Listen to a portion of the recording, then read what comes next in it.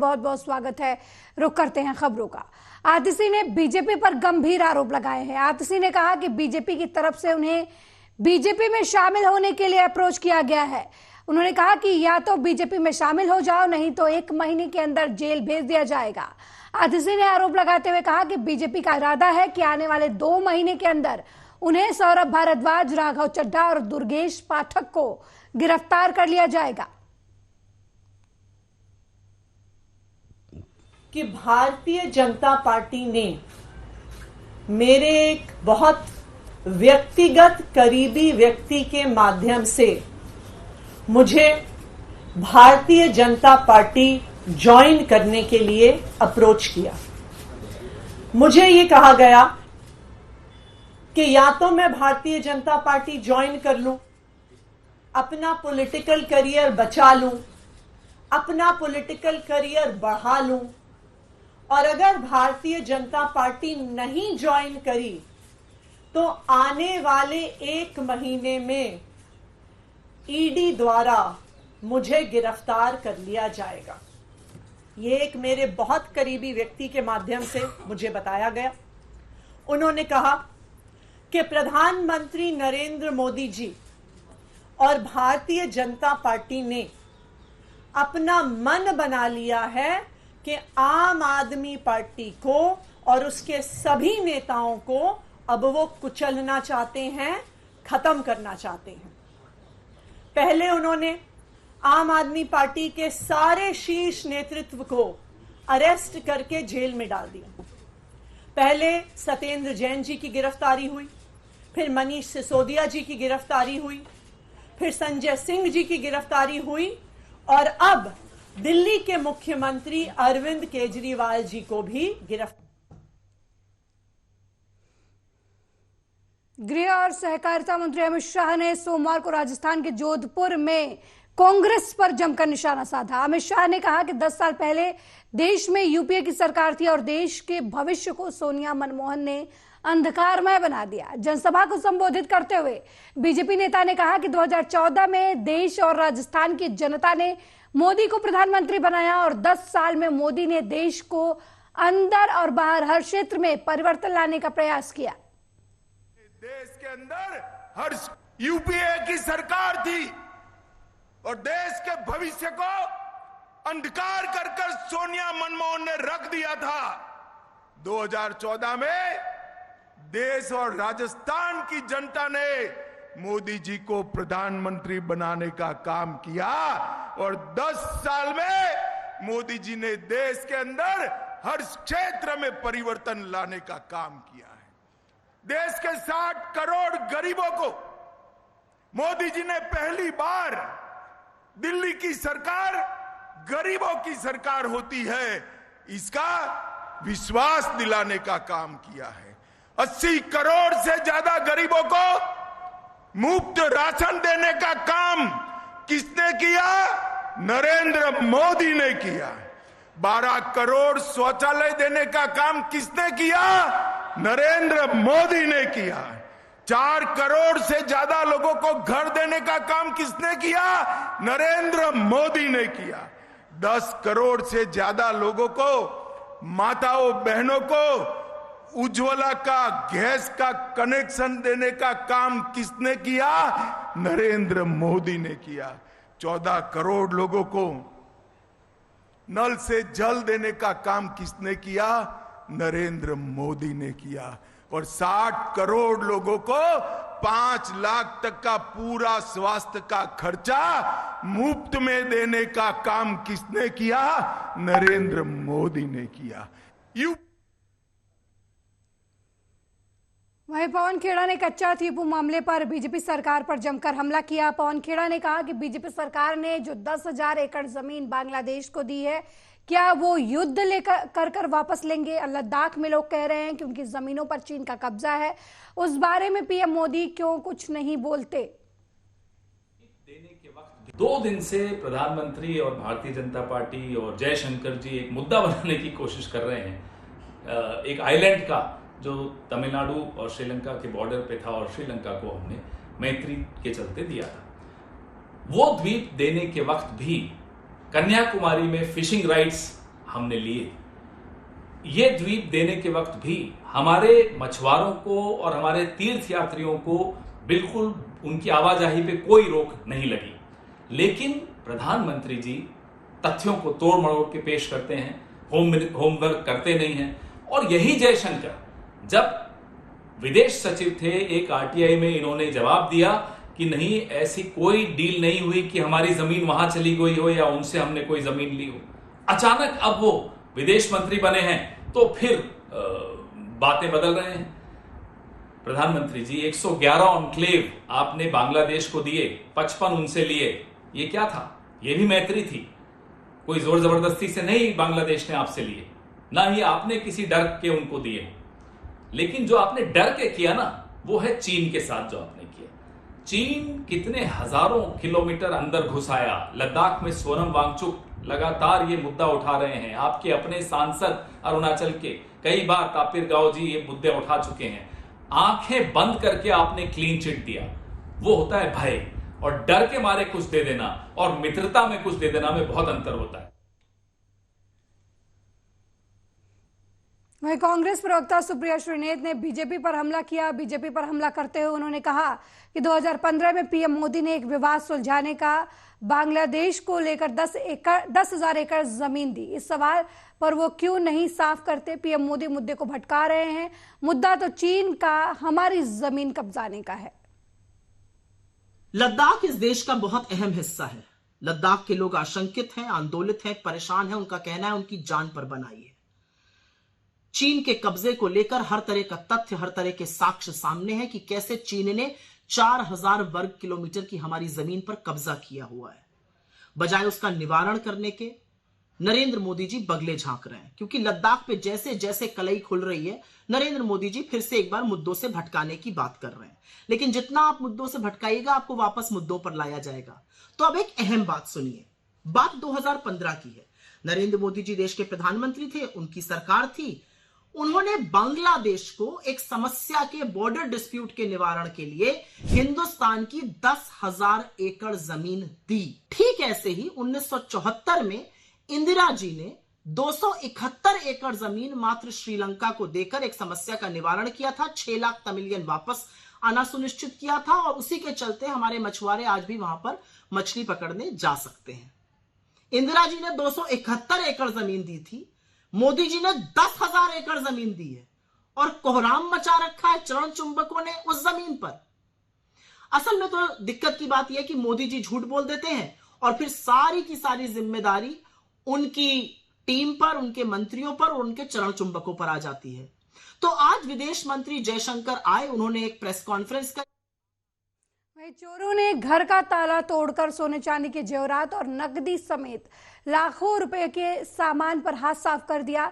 मामला रायबरेली का है। आपको बता दें कि रायबरेली में हो रही चोरियां पुलिस की कार्यशैली पर सवाल उठाती नजर आ रही हैं। नया मामला रायबरेली के लालगंज कोतवाली के एहार गांव से सामने आया है, जहां बीती रात चोरों ने बबलू गुप्ता नाम के व्यक्ति के घर का ताला तोड़कर घर में रखे सोने चांदी के जेवरात और नकद रुपए चुरा लिए। ये वारदात उस वक्त हुई जब घर में कोई मौजूद नहीं था। वहीं घटना की जानकारी पाकर मौके पर पहुंची पुलिस मामले की छानबीन में जुट गई है। ये हमारे रूम में शुक्रवार को रात में चोरी हुई है। अच्छा। इस मौके वारदात में मैं वहाँ क्या बोलते राम मंदिर गया था। यहाँ के 2 लोगों ने मुझे खबर बताया कि 3 बजे रात में तुम्हारे रूम में चोरी हो गई है। रूम के वारदात मोबाइल के वीडियो कैमरा से चेक करते हुए यहाँ हमारी पेटी। वहीं रायबरेली से सड़क दुर्घटना का मामला सामने आया है, जहां शहर कोतवाली क्षेत्र के डिग्री कॉलेज चौराहे के पास अज्ञात बाइक सवार ने अधेड़ व्यक्ति को टक्कर मार दी और मौके से फरार हो गया। वहीं घटना की जानकारी पाकर मौके पर पहुंची महिला थाना प्रभारी ने व्यक्ति को इलाज के लिए जिला अस्पताल में भर्ती करवाया, जहां व्यक्ति की हालत गंभीर बताई जा रही है।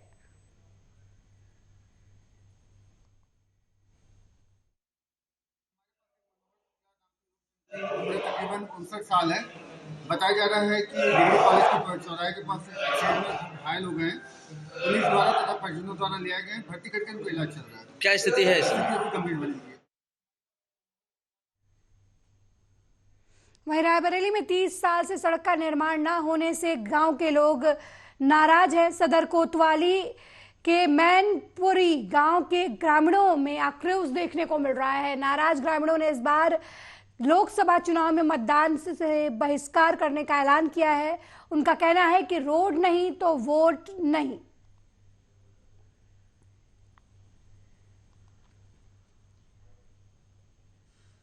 फैजाबाद रोड से इंडिया रोड तक जर्जर रोड है। ग्राम सभा मैनपुर के लिए जो संपर्क मार्ग है बहुत ही जर्जर मार्ग है। हम लोग कई बार शिकायत भी किए हैं, लेकिन आज तक कोई काम नहीं हुआ। और काम जो भी हो रहा है केवल धमधमा से मैनपुर तक 1.5 किलोमीटर बन रही है, उसके अलावा नहीं बन रही है। हम चाहते हैं फैजाबाद रोड से सुल्तानपुर रोड में जोड़ा जाए। कब से रास्ता खराब है? 30 साल से लगभग खराब। 30 साल से बना नहीं अभी तक? अभी नहीं बना। कहीं कोई शिकायत किए हैं? शिकायत किए हैं, डीएम साहब के पास भी किए हैं और MLC के पास भी लिख के दिए थे। मतदान बहिष्कार कर रहे हैं 2024 के लोकसभा चुनाव में, क्या लगता है आपको? यही लगता है। समस्या ये है भैया कि एक बोर्ड लगा था हमारे यहाँ लोकार्पण का, अभी तक रोड का पता नहीं, लोकार्पण का बोर्ड लग गया पहली चीज। और दूसरी चीज ये कि लोकार्पण के बोर्ड में हमारा गांव उमरपुर गिरखुआ पड़ता है, उसमें लोकार्पण में लिखा था निरथुआ। अब सोचिए कि इतने हमारे यहाँ सभी नेता हैं, लेकिन किसी को ये नहीं पता कि ये गिरखुआ है या निरथुआ है। वोट मांगने सब आते हैं, वोट हम देते भी हैं, क्या सोच के हम वोट देते हैं और वो क्या सोच के वो वोट ले लेते हैं। रोड कैसी है ये आके नेता कोई हमारे साथ गाड़ी पे बैठे और हम उसको पूरी रोड यहाँ से कुमारगंज तक दिखा दे बैठा के, उसकी समझ में आ जाएगा। अगर शर्म हया होगी तो खुद ही पता चल जाएगा कि रोड कैसी बनी हुई है। आपके क्षेत्र के विधायिका हैं, मंत्री जी हैं और क्या नाम है, जिला पंचायत अध्यक्ष हैं, नेता हैं। भैया सभी हमारे अपने हैं, सभी को हमने अपना समझा है और सभी हमको अपना परिवार कहते हैं। लेकिन ऐसे परिवार का क्या मतलब? अगर कोई छोटा बच्चा या छोटा भाई, छोटा लड़का परेशान है और घर का गार्जियन नहीं देख पा रहा तो समस्या। वही संदिग्ध परिस्थितियों में दुकान में आग लग गई और इसकी वजह से लाखों का सामान जलकर राख हो गया। मामला उचाहर थाना क्षेत्र के खान आलमपुर सताहरा गांव का है, जहां पर विजय कुमार नाम के व्यक्ति की परचून की दुकान में अचानक आग लग गई, जिसमें लाखों का सामान जलकर राख हो गया। दुकान मालिक के पिता दुकान में रात में रखवाली करते थे, लेकिन जब वो अपने घर खाना खाने गए, इसी दौरान दुकान में आग लग गई। किसी तरीके से ग्रामीणों ने आग पर काबू पाया। इस दौरान 4 लोग झुलस भी गए। पीड़ित का कहना है कि दुकान में लगभग 4 लाख के सामान सहित 50,000 नकद रुपया भी रखा हुआ था, जो जलकर खाक हो गया।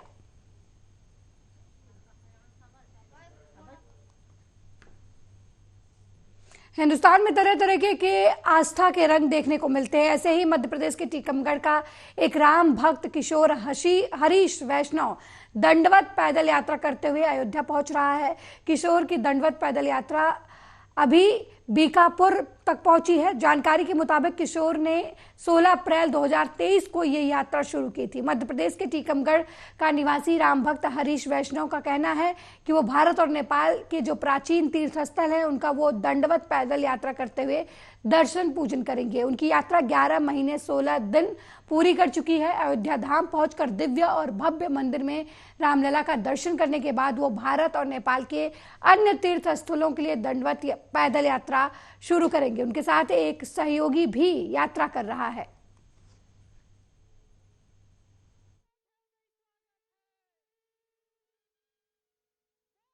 मध्य प्रदेश जिला टीकमगढ़ ग्राम बिहार से 16 अप्रैल 2023 को निकला, जो कि भारत और नेपाल के संपूर्ण ऐतिहासिक और प्राचीन तीर्थों की पदयात्रा है।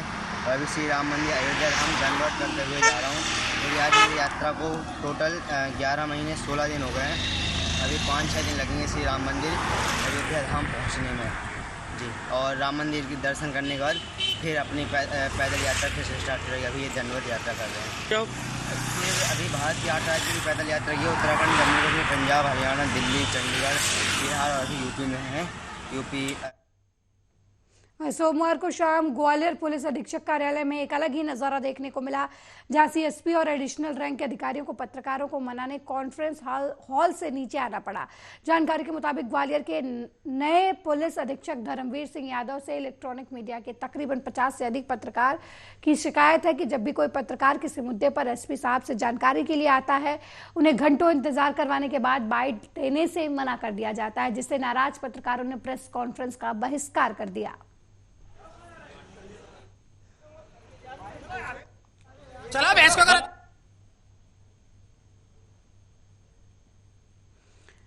मुख्यमंत्री डॉक्टर मोहन यादव ने छिंदवाड़ा जिले के चौरई में रोड शो, शाहपुरा चांद में स्थानीय कार्यक्रम को संबोधित किया और कांग्रेस पर इस दौरान उन्होंने जमकर हमला किया। कांग्रेस पर हमला बोलते हुए उन्होंने कहा कि जनता कांग्रेस के काले कारनामों का जवाब देगी और भाजपा की ऐतिहासिक जीत होगी। तो हमको हिंदू मुस्लिम के रूप में लाओ, ये उदाहरण हमको बताते हैं कि मोदी है तो पूरे देश की एकता कायम रहती है। और कौन सी ऐसी योजना जो कोई धर्म विशेष के लिए, पूरा देश एकजुट। पवित्र निर्वाचन की कार्यवाही चल रही है। निर्वाचन में अपने अपने प्रत्याशी को लेकर के अपनी अपनी बात कहना, अपने अपने रणनीति के आधार पर जनता के बीच अपनी बात रखना, हमारे सिद्धांतों से, हमारे कार्य पद्धति से लोगों को जोड़ना। और चूंकि तुम गद्दार हो, तुम बिकाऊ। वहीं शिवपुरी जिले की बैराड़ थाना पुलिस ने अवैध हथियार सहित अवैध हथियार बनाने की फैक्ट्री पर बड़ी छापेमार कार्रवाई करते हुए 2 आरोपियों को गिरफ्तार किया है। इसकी जानकारी देते हुए पोहरी एसडीओपी सुजीत सिंह भदौरिया ने बताया कि बैराड़ थाना प्रभारी मनोज राजपूत को मुखबिर से सूचना मिली थी कि नरैया खेड़ी गांव में अवैध हथियार बनाने जा रहे हैं और सूचना के बाद पुलिस ने छापेमार कार्रवाई करते हुए अवैध हथियार सहित 2 लोगों को गिरफ्तार किया है। पकड़े गए लोगों के पास से भारी मात्रा में अवैध हथियार और हथियार बनाने के उपकरण भी पुलिस ने बरामद किए हैं। एसपी सर द्वारा कपूर जिले में अवैध हथियारों के खिलाफ कार्रवाई कराने के निर्देश दिए जा रहे थे। उसी निर्देश के पालन में आज बैराड़ पुलिस को अच्छी सफलता मिली है, जिसमें पुलिस टीआई जो है वहाँ वर्तमान में जो नवीन पदस्थ हुए हैं, उनके द्वारा एक जो अवैध हथियार बनाने का जो उपक्रम है, फैक्ट्री है, उसको उन्होंने वहाँ ट्रेस किया है। उसमें 2 आरोपी पकड़े गए हैं, उनसे मसूलका जब्त हुआ है। मेरे साथ इस बुलेटिन में फिलहाल इतना ही। देश दुनिया की तमाम खबरों को देखने के लिए देखते रहिए आर्या न्यूज़। नमस्कार।